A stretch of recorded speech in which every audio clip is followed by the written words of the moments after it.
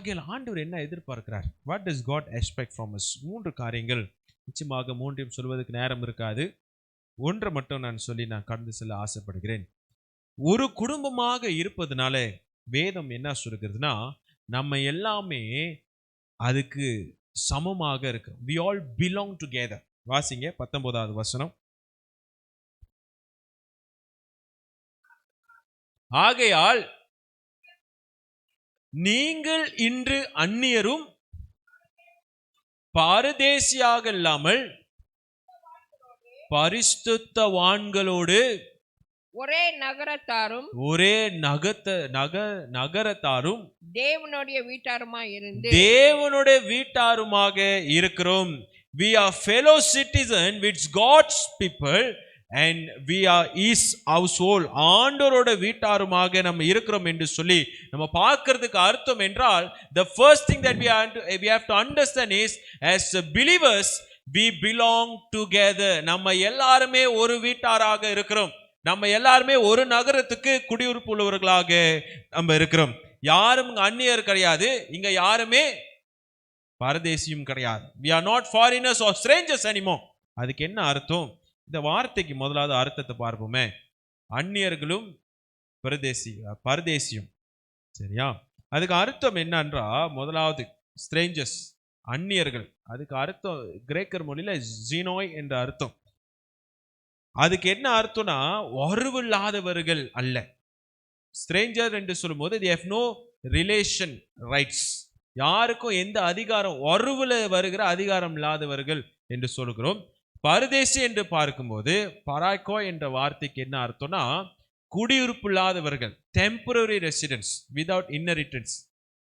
எந்த விதமான ஆசீர்வாதமும் இல்லாம கொஞ்ச நாள் இருக்கிறவர்கள், அதுதான் அதோடைய அர்த்தம். அப்ப இங்க வசனம் என்ன சொல்லுகிறதுனா, நம்ம யாருமே வெளியே இருந்து வந்தவங்க கிடையாது, நம்ம யாருமே எந்த உரிமையும் இல்லாதவர்களும் திருச்சபையில கிடையாது.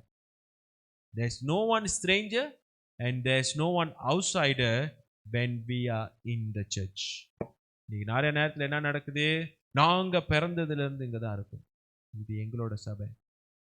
நேத்து வந்தாலும் அது அவனோட சபை தான், 130 வருஷத்துக்கு முன்னாடி இருந்தாலும் அது அவங்களோட சபை தான். நாங்க நேத்து வந்தாது, நீங்க நேத்து வந்தவங்க, உங்களுக்கு என்ன தெரியும்? பரலோகத்துல போய் ஆண்டு அந்த கேள்வி உங்ககிட்ட கேட்டா என்ன பண்ணுவீங்க?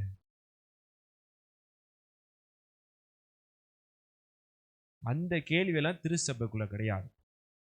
there is no strangers, there is no outsiders, there is no aliens. எல்லாருமே ஒன்று. அடுத்தது அந்த 19வது வசனத்துல சொல்லுகிறது, நம்ம எல்லாருமே ஒரே நகரத்துல தேவனுடைய வீட்டாருமாக இருக்கிறோம். that means everybody has the same privilege and everybody is same in the sight of God. அப்படினா எல்லாருமே ஆண்டு முன்பதாக சமமாக இருக்கிறோம்.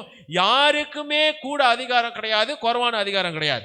எல்லாருமே ஒண்ணுதான். because end of the day we are member of his household. அவ்வளவுதான். அவரோட வீட்டாருக்கு ஒரு ஆளாக நம்ம இருக்கிறோம்.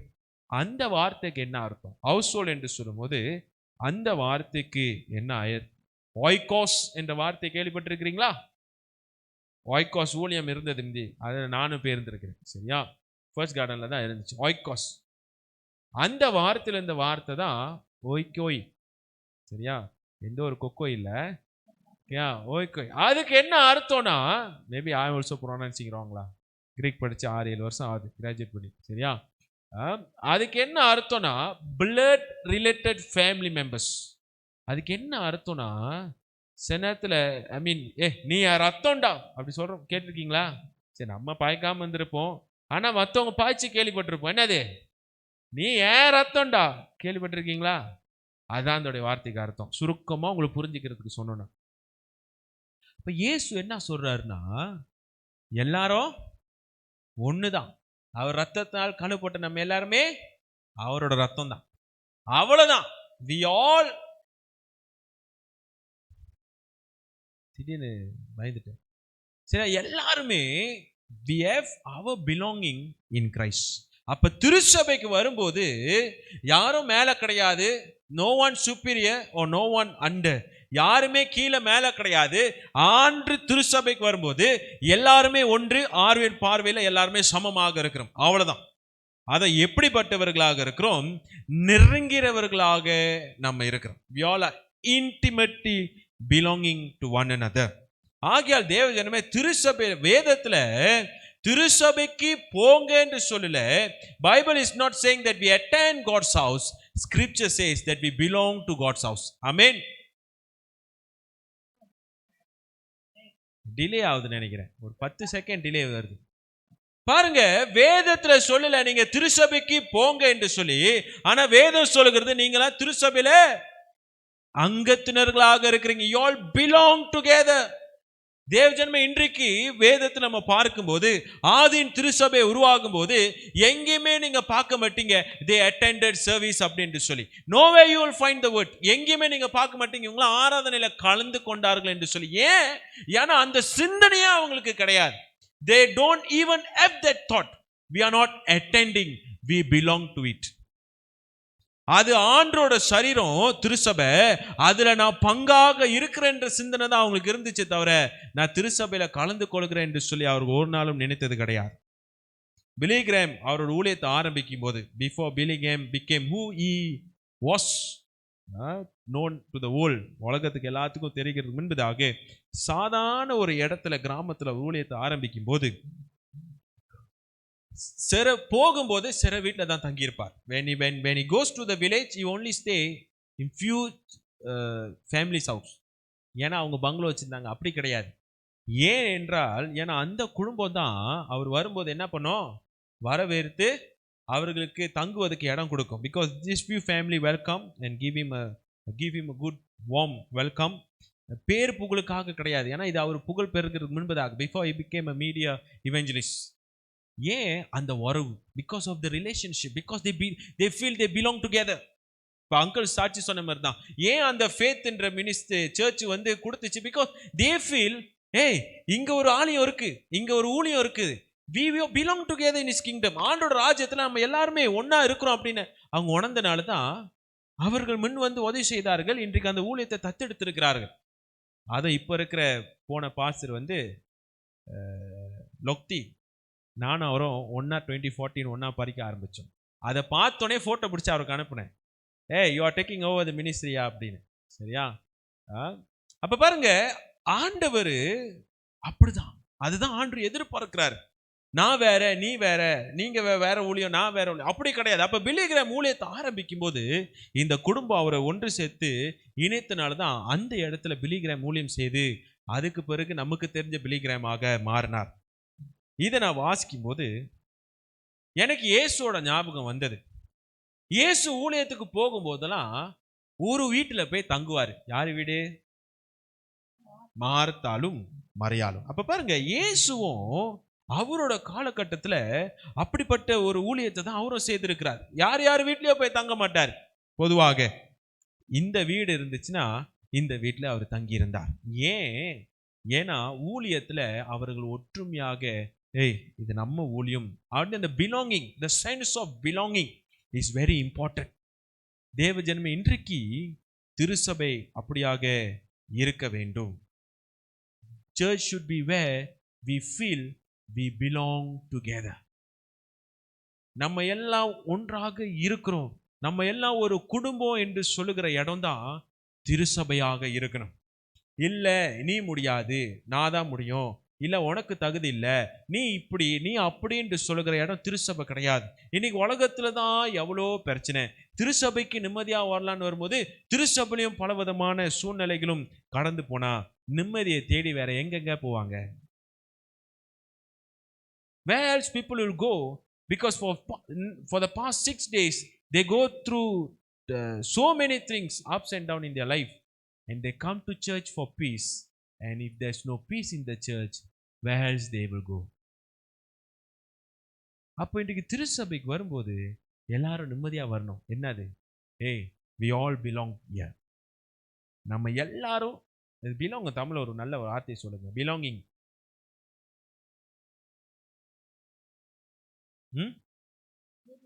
அதுக்கு சுமத்தம், அதுக்கு சொந்தம்.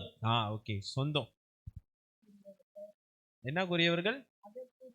அதுக்குரியவர்கள். சரி, அதுக்குரியவர்களாக நம்ம இருக்கிறோம். நமக்கு சொந்தமானது. we all belong here. அப்ப இன்றைக்கு திருச்சபை என்று வரும்போது எப்படி இன்னைக்கு ஒரு அப்பாக்கும் ஒரு பிள்ளைக்கும் என்னதான் வாக்குவாதம் வந்தாலும் வீடுன்னு வரும்போது ஒரு நாளும் பிள்ளையும் அப்பாவும் குடும்பத்தை விட்டு கொடுக்க மாட்டாங்க. ஆமா தானே? ஒரு அப்பா ஒரு பையன் பண்ணி கேசிட்டா பையன் அவங்க அப்பா மேல என்னதான் கோபமா இருந்தாலும் அடிச்சுட்டு போ எங்க அப்பா ஒண்ணு விட்டுருவானா? விட மாட்டான். ஏய் என் குடும்பம் எங்க அப்பா, நான் வேணா பேசுவேன் ஏசுவேன், ஆனா உனக்கு அதிகாரம், அப்படித்தானே சொல்லுவான். ஏன்னா ஃபேமிலின்னு சொல்லும்போது எனக்கு சொந்தம், அதுக்குரியவன் நான், அது ஏன் குடும்பம். அப்ப இன்னைக்கு திருச்சபை வரும்போதும் திருச்சபைக்குள்ளார அதே ஒரு உணர்தல் தான் நமக்கு இருக்கணும். This is my search, I belong here. அப்ப திருச்சபை என்று சொல்லும்போது it's not an event that we attend, it's a big family that we belong to. ஞாயிற்றுக்கிழமை வந்தோம், ஆராதனை உட்காந்தோம், போனோம் அப்படின்னு சொல்லுகிறது ஞாயிற்றுக்கிழமை வெள்ளிக்கிழமை ஆராதனை கிடையாது. and it's not a choice that we make whether we want to attend or not. வெள்ளிக்கிழமை நான் சர்ச்சுக்கு போகணுமா போகக்கூடாதா, ஞாயிற்றுக்கிழமை ஆராதனைக்கு போகணுமா போகக்கூடாதா, வெள்ளிக்கிழமை ஒவ்வொரு வாரமும் ஆராதனை இருக்கும், வெள்ளிக்கிழமை தான் ஃபர்ஸ்ட் கடை நல்லா பசமாலாம் போடுவான், ஒரு ரவுண்டு அடிச்சுட்டு வருவோம், அப்படிலாம் யோசிக்க முடியாது. It's not something that you make a choice of whether we want to attend or not. No, it's not an event, it's where we belong, so we come. இதுக்கு நம்ம சொந்தமானவர்களாக இருக்கிறோம், அதனால நம்ம வரணும், அவ்வளவுதான். போலாமா இன்னைக்கு சர்ச்சுக்கு அப்படின்னு யோசிக்கிறதுக்கு இது ஒரு ஈவெண்ட் கிடையாது. இப்ப 2 போதகர் அப்படின்னு புவியினம் போதகரும் இருக்கிறதுனால கொஞ்சம் உதவியா இருக்கு. ஏன் தெரியுமா? நான் 2024 25 நான் என்ன யோசிச்சேன்னா, பிள்ளைங்களுக்காக நம்ம ஆசீர்வதித்து கரங்களை உயர்த்தி ஜெபிக்கும் போது என் சிந்தனை என்ன யோசிப்பேன்னா, எல்லாரும் கரங்களும் உயர்த்தி இருக்கணும். இன்னைக்கு தான் கண்ணை திறந்து பார்த்தேன். ஒரு ஆள் இப்படி பார்த்துட்டு இருக்கிறாங்க, ஒரு ஆள் ஸ்லைட்டை பார்த்துட்டு இருக்காங்களான்னு தெரியல. நினைச்சேன், ஏன் 2 வருஷமா அப்படித்தானே எல்லாம் ஏமாத்திட்டு இருந்திருக்கீங்க, நீங்க ஏமாத்துனீங்கன்னா நான் ஏமாந்துட்டேனான்னு தெரியல. இப்போதான் தெரியுது. அதனால என்ன பண்ணிட்டேன், சரி மேலே பார்த்தா வேதனையா இருக்கு, கீழே பார்ப்போம்னு சொல்லி கீழே தான் பார்த்துட்டு இருந்தேன். நீங்க ஜெபிக்கிறீங்களா பரவாயில்ல, நாங்க 3 பேரும் ஆசீர்வதிக்கிறோம். என்னதான் பண்ணிக்கிட்டு இருக்கிறோம்? அடுத்தது பாஸ்டரல் ப்ரே பண்ணும்போது கண்ணை திறந்து பார்க்கணும். அதுக்குனாச்சும் ப்ரே பண்றோமா இல்லையா? இல்ல அப்ப எதுக்கு சர்ச்சுக்கு வரோம்? சர்ச்சுக்கு வந்து ஜெபிக்க முடியல, ஆண்டவரை துதிக்க முடியலனா அப்ப எதுக்கு தான் வரும்? It becomes an event. ஏற்கனவே ஒரு தடவை சொல்லியிருக்கிறேன், don't be a spectator when you worship a spectacular God. Don't be a spectator. Pastor நல்லா ப்ரே பண்ணாரு,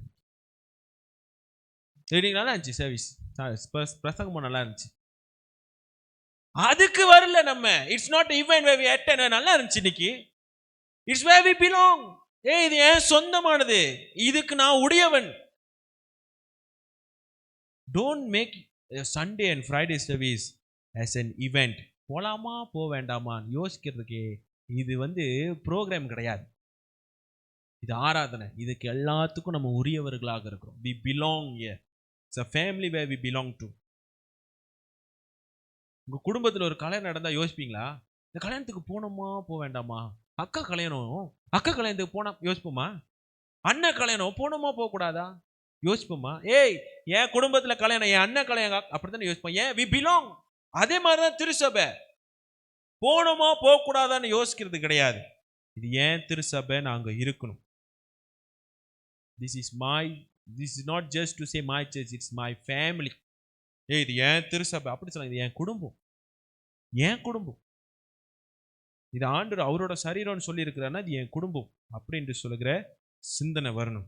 And we are not a guest here for us to be served. நம்ம விருந்தாளி கிடையாது இங்க, நம்ம எல்லாம் ஆள் பணிவிடை செய்வதற்கு. And we are not a spectator here for us to watch a show.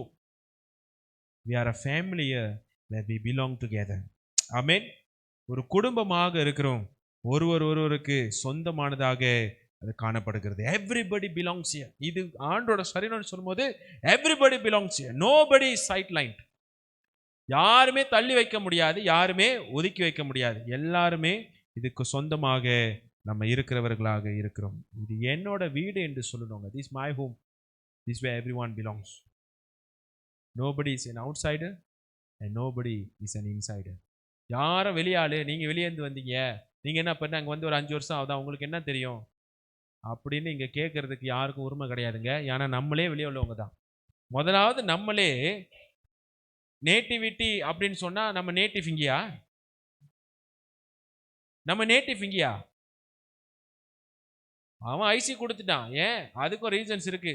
கோத்தாலாம் செப்ப பண்ணா யூ ஆர் மெலிசன். நேட்டிவ் இங்க இல்ல தானே? கேட்குறோம்ல, நீங்க ஊர்ல எந்த ஊரு?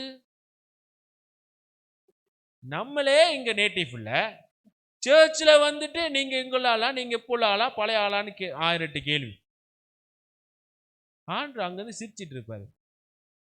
பொட்டுன்னு அடிச்சா பொட்டு போயிருவ, உனக்கு என்ன வாயின்?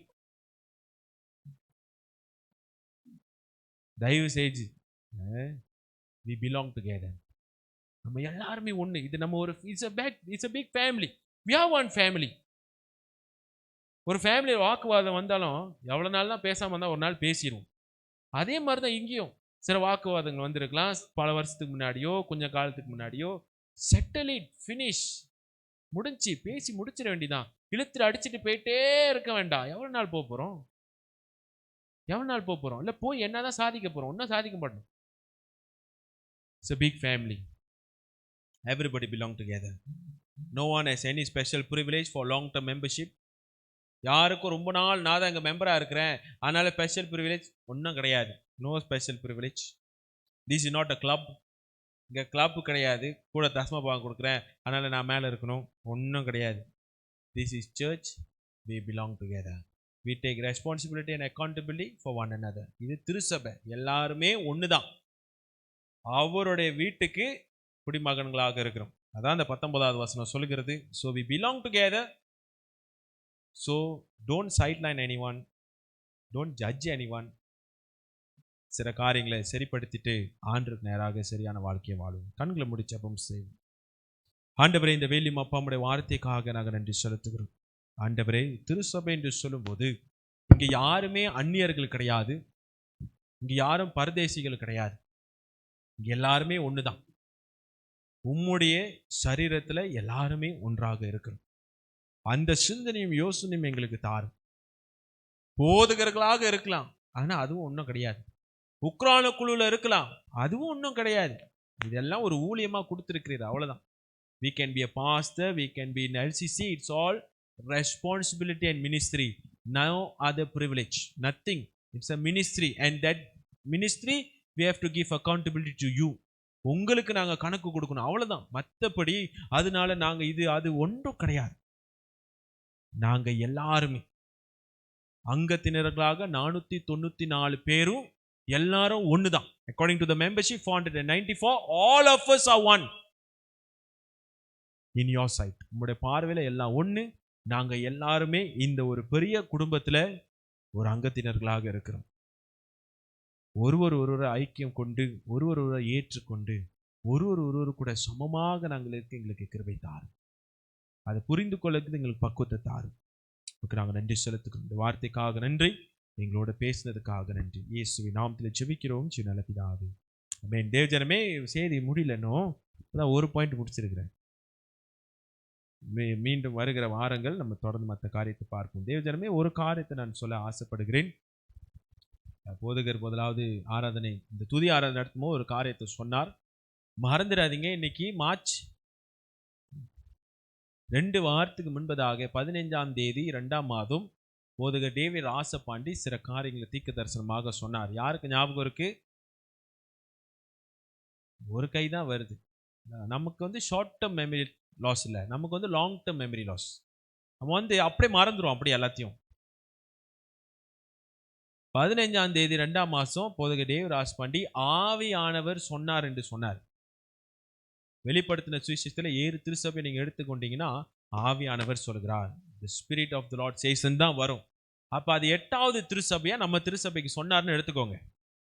என்ன சொன்னார்னா, 3ஆம் மாசம் ஆவிக்குரிய காரியங்கள், புதிய காரியங்கள் ஆண்டவர், அடிக்கப்பட்டிருக்கிற காரியங்கள் ஆவியானவர் திறக்க செய்வார், ஆவியானவர் மூலியமாக சில காரியங்கள் நடக்கும் அப்படின்னு சொல்லி தீர்க்க தரிசன வார்த்தைகள் சொன்னார்.